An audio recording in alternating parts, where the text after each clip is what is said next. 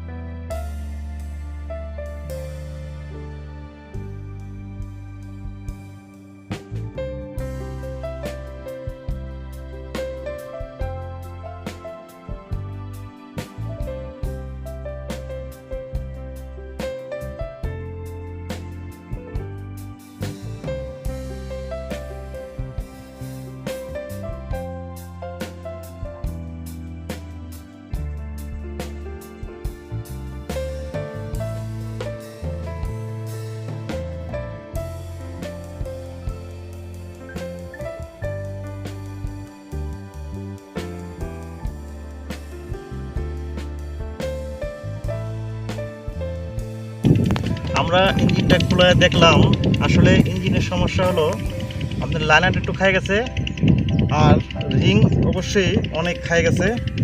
রিংয়ের জন্যই ইঞ্জিনে মোবিল খাইতেছে এবং গ্যাস হইতেছে।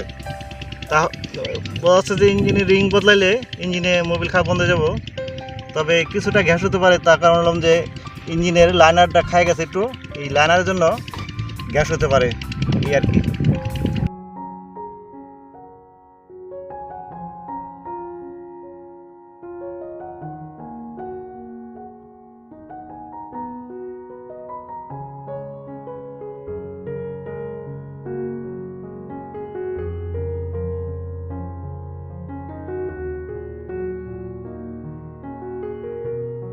দেখুন, এই যে রিং ফিটিংয়ের সময় অনেক সময় দেখা যাচ্ছে রিংটা অ্যাকুরেট মুখে লেগে যায়, একটু জাম লাগে। ওইভাবে কোনো সময় লাগাবেন না।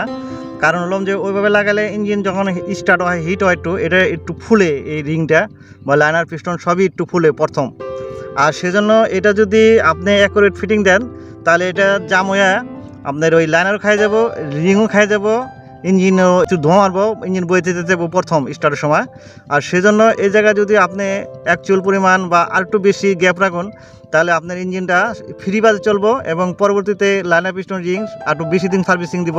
সেজন্য আপনারা কোনো সময় অ্যাকুরেট ফিটিং দিবেন না, একটুখানি গ্যাপ রেখে, অল্প অ্যাকচুয়াল পরিমাণ বা একটু বেশি গ্যাপ রেখে সবসময় রিং ফিটিং করবেন।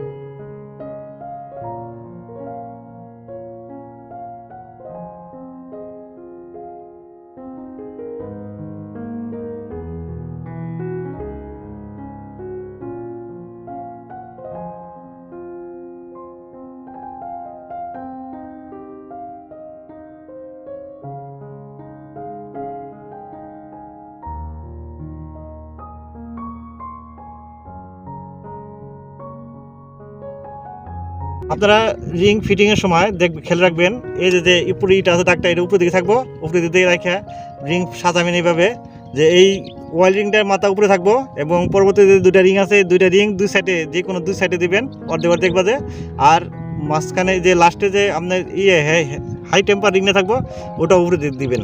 এইভাবে আপনারা রিং ফিটিং করার চেষ্টা করবেন, তাহলে মোবিল কম খাইব।